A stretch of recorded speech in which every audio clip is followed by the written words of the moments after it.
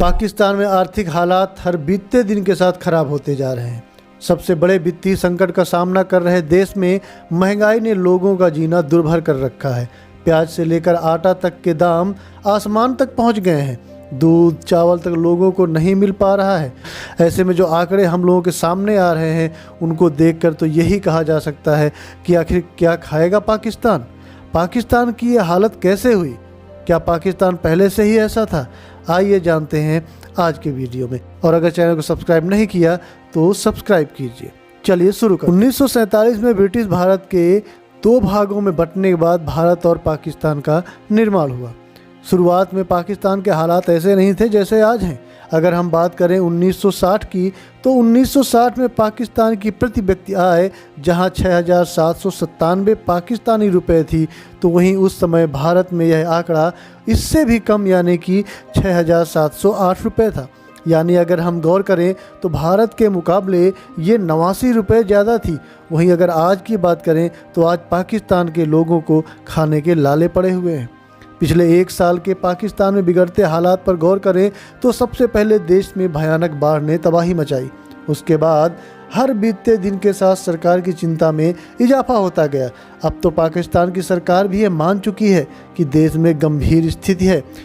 उच्च स्तर पर पहुंची महंगाई के बीच बढ़ती ऊर्जा लागत भी परेशानी का सबब बन चुकी है। सरकारी खजाने पर लगातार बढ़ते बोझ को कम करने के लिए प्रधानमंत्री शहबाज शरीफ की सरकार ने आनन फानन में कई कदम उठाए हैं और उन कदमों में कुछ कदम तो चौंकाने वाले हैं। जैसे कि हम बात करें तो शादियों के लिए जो टेंट हाउस या लॉन वगैरह हैं वो सिर्फ़ और सिर्फ 10 बजे रात तक खुले रह सकते हैं। इसके अलावा जो बड़े शॉपिंग मॉल्स हैं वो सिर्फ 7 बजे तक ही खुले रहने की परमिशन दी गई है। पाकिस्तान की अर्थव्यवस्था अपने बुरे दौर से गुजर रही है। बढ़ते कर्ज और घटते विदेशी मुद्रा भंडार, बढ़ती महंगाई और घटती जीडीपी ग्रोथ बीते 1 साल में पाक का हालत बेहाल कर चुकी है।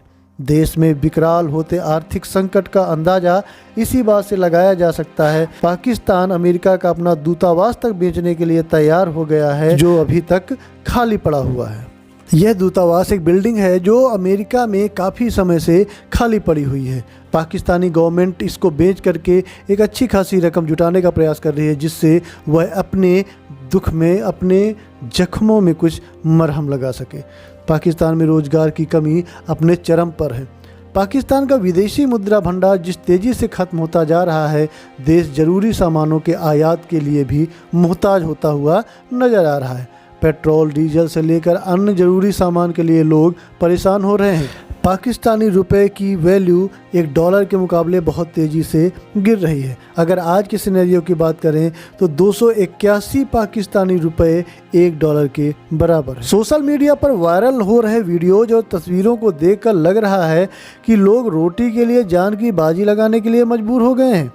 आप सिंध में देखेंगे कि आटे की बोरी के लिए लोग आपस में कैसे झगड़ रहे हैं, तो कोई पैसे हाथ में लेकर के आटा लदे हुए ट्रकों के पीछे भागते हुए नजर आ रहे हैं।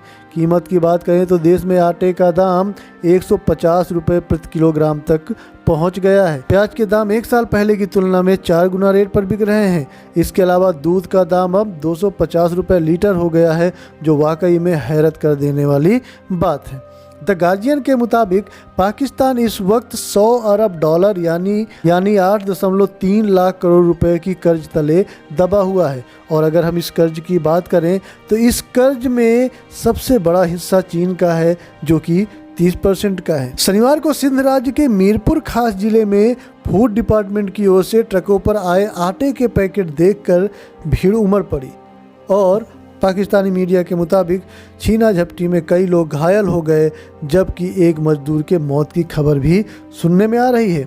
वहीं खैबर इलाके में हालात और ख़राब होते नजर आ रहे हैं। खुले बाजार में 20 किलो आटे के पैकेट की कीमत 31 रुपये तक पहुंच गई है, जबकि पिछले साल तक इसकी कीमत सिर्फ और सिर्फ 1100 रुपये थी। पाकिस्तान में अनाज बिजली के बाद रसोई गैस के लिए हाहाकार मचा हुआ है। आम लोग डर के मारे गैस सिलेंडरों का स्टॉक जमा कर रहे हैं। इससे नया सिलेंडर चाहने वालों या रिफ़िल कराने वालों की सामत आ गई है, क्योंकि गैस सिलेंडर 10,000 रुपये में बिक रहा है। यहाँ तक कि ये भी सुनने में आ रहा है कि पाकिस्तान में लोग पॉलीथीन में LPG गैस को भरने का काम कर रहे हैं। चलिए अब बात करते हैं भारत सरकार के पाकिस्तान के साथ रिश्तों के ऊपर।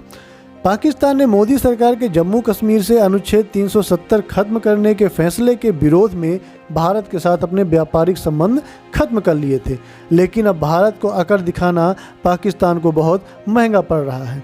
पाकिस्तान के विदेशी मुद्रा भंडार की हालत इतनी खराब है कि उसके पास सिर्फ और सिर्फ 3 हफ्ते के सामान आयात करने के लिए पैसा बचा हुआ है, लेकिन उसे गेहूं और चीनी जैसी चीज़ों पर अपने खजाने को लुटाना पड़ रहा है। गेहूं, चीनी, घी आदि जरूरी चीज़ों की भारी किल्लत से जूझता पाकिस्तान भारी रुपया खर्च कर रूस, यूएई, मिस्र, ब्राज़ील, सिंगापुर आदि देशों से आयात कर रहा है। लेकिन अगर पाकिस्तान ने भारत के साथ अपने रिश्ते खराब ना किए होते और पाकिस्तान का भारत के साथ व्यापारिक समझौता चल रहा होता, आयात खर्च में भारी कमी आती रहती।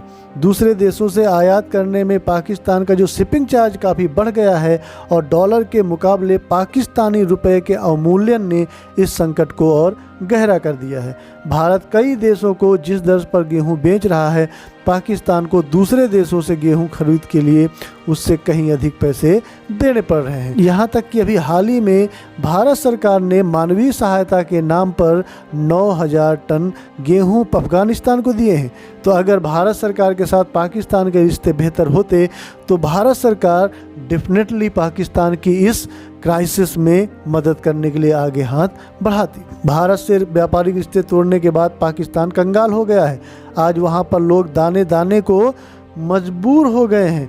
लोगों को खाने के लिए आटा तक नहीं मिल पा रहा है। देश में गेहूं का स्टॉक ही खत्म हो गया है। ऐसे में पाकिस्तान को अपने देश के नागरिकों का पेट भरने के लिए विदेशों से गेहूं खरीदना पड़ रहा है, जो कि काफ़ी महंगा है। और यह गेहूं पाकिस्तान आते आते और ज़्यादा रेट का हो जाता है, क्योंकि अगर यही गेहूं भारत से मंगाया जाता तो भारत से यह गेहूं ट्रकों के माध्यम से सड़क मार्ग से पाकिस्तान तक पहुंच जाता, जबकि यही गेहूं रसिया, ब्राज़ील, सिंगापुर से मंगाने की वजह से शिपिंग चार्जेस और इसके अलावा आयात में और सारी जो ड्यूटीज़ और चार्जेस लगते हैं उनको मिला यह रेट काफ़ी महंगा हो गया है। पाकिस्तान में महंगाई अनियंत्रित हो गई है।